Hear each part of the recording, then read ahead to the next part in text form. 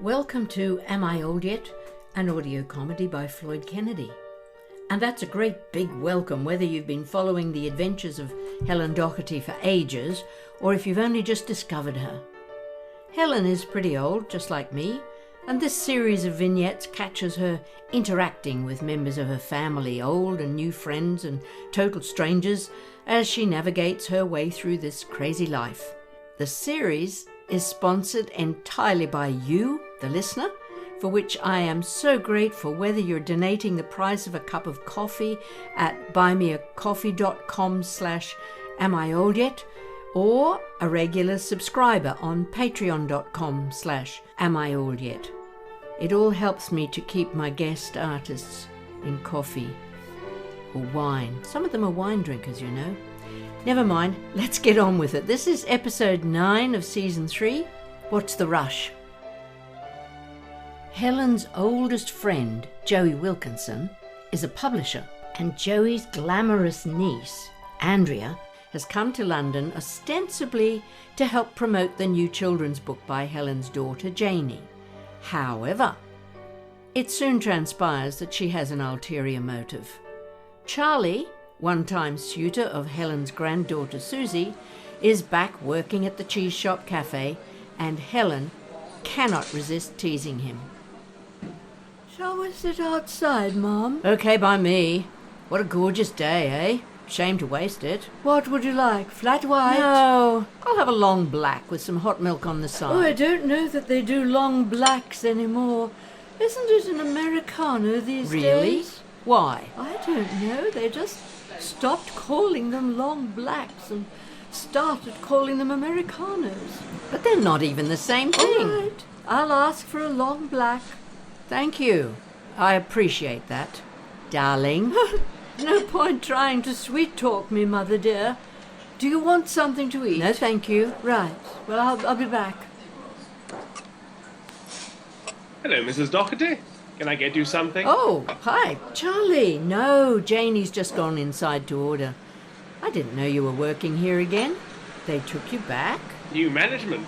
Started 2 weeks ago. And did they know that you worked here before? Oh, yes. They know the whole sorry story. I'm on probation. Well, everyone deserves a second chance, Charlie. That's what I keep telling Susan. Well, she's obviously coming round. I hope so. I do like her, you know. Quite a lot. Of course you do. She is stunningly wonderful. Oh, she is, isn't she? Who is? Hello, Charlie. What are you doing here? Would you like to join us? Oh, no, thanks, Mrs. Epstein. I'm working here. Oh, wow. Now that is stunning. What is? Oh, yes. She is, isn't she? What are you looking at? Just crossing the road, Mom. She looks like a supermodel. Where? Oh, yes. Well, Charlie. So you were just being polite about Susie. Oh, no, Mrs. Doherty. No, Susan is totally stunning. It's, well, I just, you know... Don't worry about it, Charlie. Hi, Andrea, over here. You know her? Yes, Charlie, she's a friend of ours. Wouldn't you like to meet her?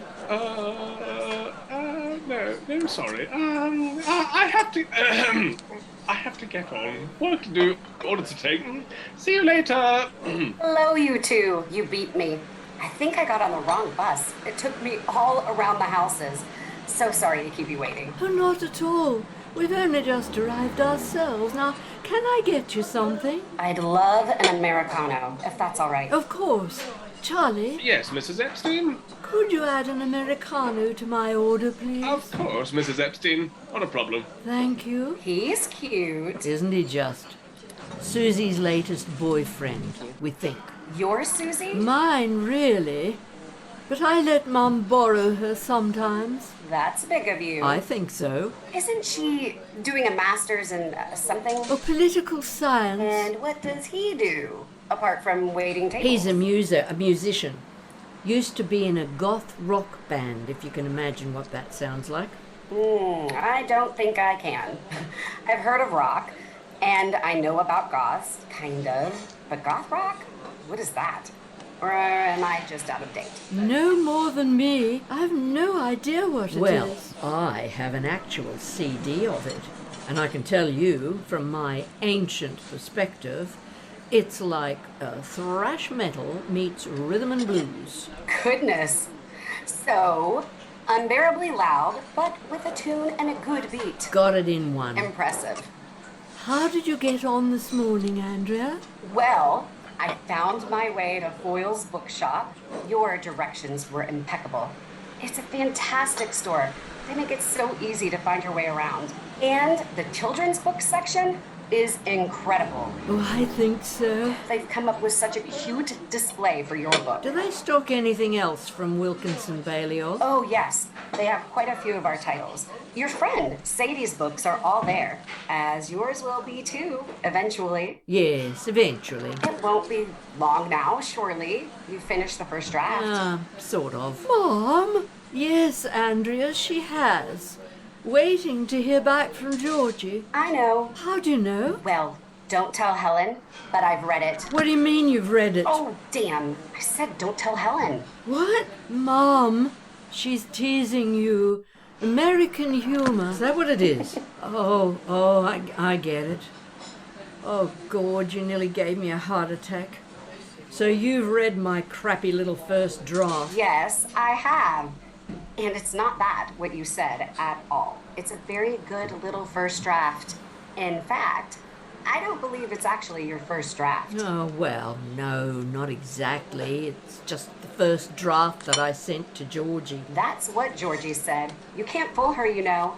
She's a very fine editor. I know, but still. But still, what? But still, it's really spooky to know that 2 people have now read it.